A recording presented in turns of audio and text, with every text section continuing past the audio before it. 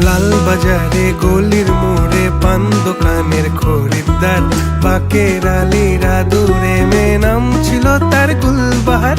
লাল বাজারে গলির মোড়ে পান দোকানের খরিদ্দার, বাকের